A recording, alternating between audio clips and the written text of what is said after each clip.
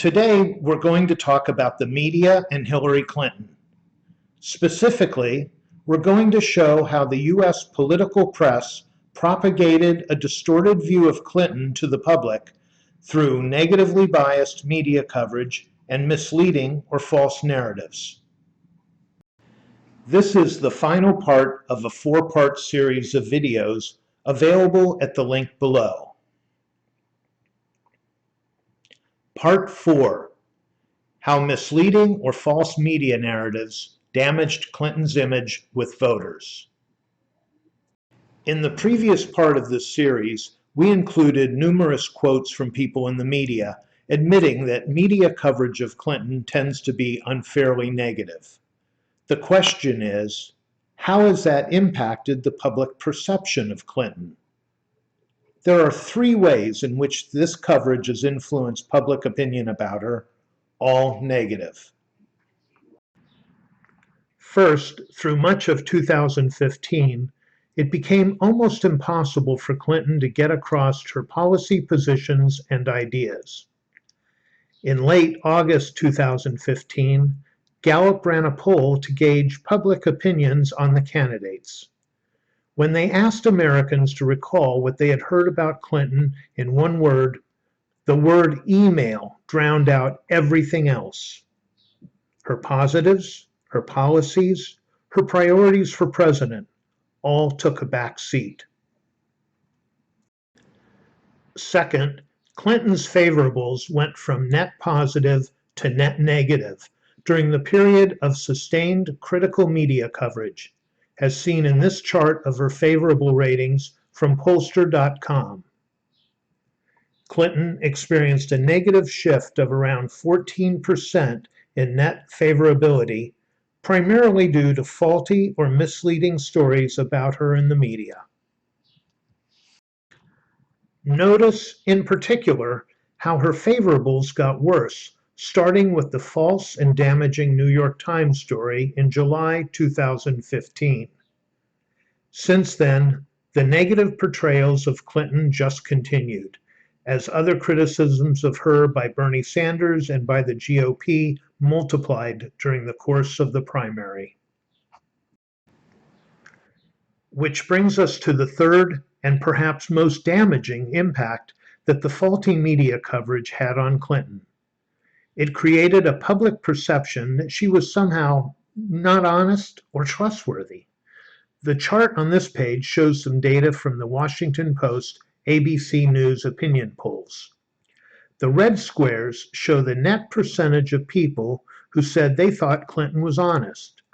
For example, a number of 10% means the difference between those who said she was honest and those who said she was not was 10%.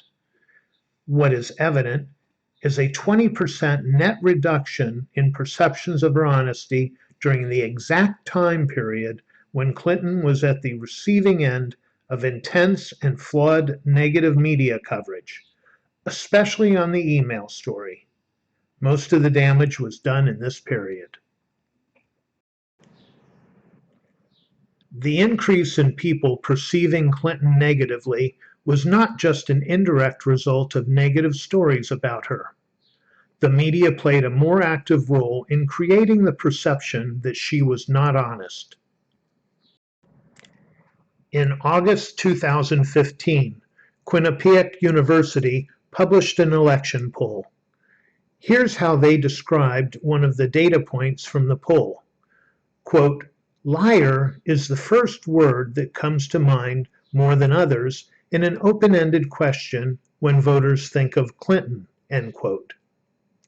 Similarly, in September 2015, USA Today published the results of a poll with Suffolk University. Here's how they described one of those results. Quote, "Asked for a single word that describes each contender, the most frequent response for Clinton was liar/dishonest, followed by untrustworthy/fake," end quote. What these narratives left out was that the vast majority of the liar comments came from Republican voters and Republican-leaning independents. A few writers pointed this out at the time. Tom Watson and Peter Dow discussed the Quinnipiac poll and observed the following, quote, "The word voters is false and misleading. Those negative terms were from Republican voters. This mischaracterization was initiated by Quinnipiac and has been repeated countless times by the media." End quote. Watson and Dow also analyzed the USA Today/Suffolk University poll. Here's what they said. Quote, USA Today tells readers that the source of the liar word association is 430 likely Democratic voters. That is an outright lie. End quote. According to their analysis, the negative responses were largely from Republicans and likely Republican leaners. To make matters worse, the media went a step further. It wasn't enough that they created a wrong perception about Clinton's honesty. They now started to raise questions about her honesty as though that was a serious issue for her among Democrats, when it was not. Here are some headlines that gave the impression that Clinton was facing a serious issue with honesty among Democrats when, in fact, most Democrats thought she was honest and trustworthy. The consequence of this was well described by Peter Dow. He wrote, quote, "This morning, CNN asked if Hillary has an honesty problem. They provided absolutely no evidence to prove she is dishonest or untrustworthy. But after a year of asking that question, some viewers assume she does." End quote.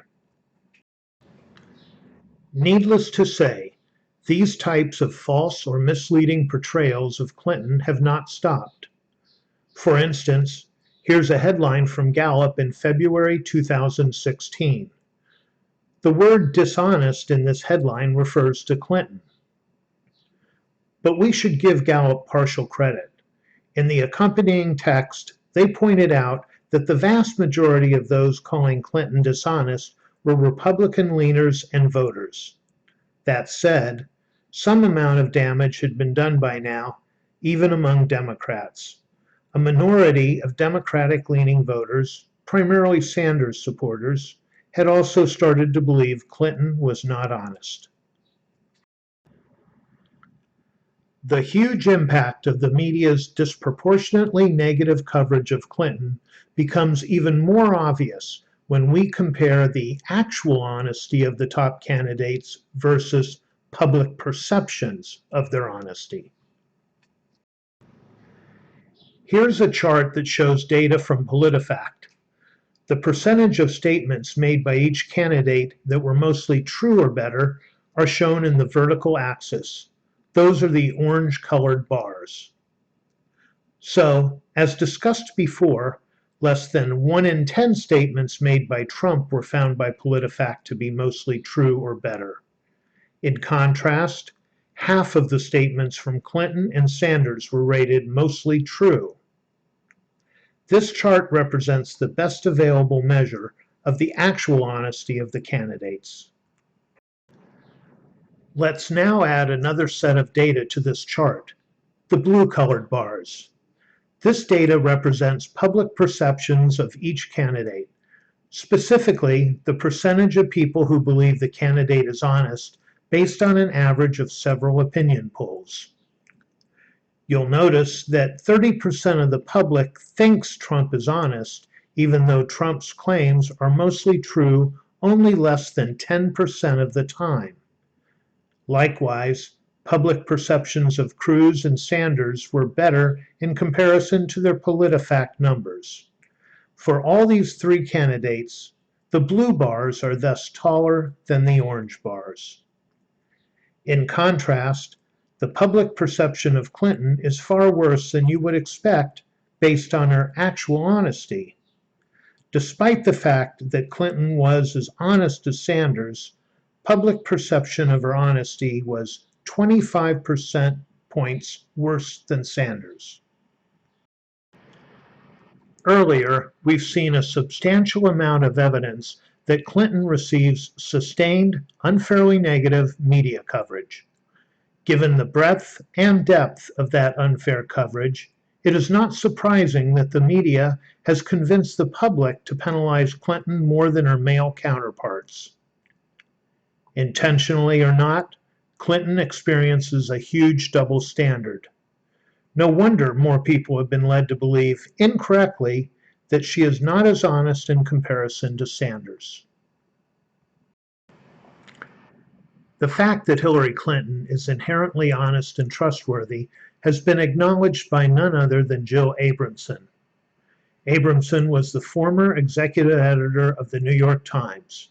Here's what she wrote recently. Quote, "As an editor, I've launched investigations into Clinton's business dealings, her fundraising, her foundation, and her marriage.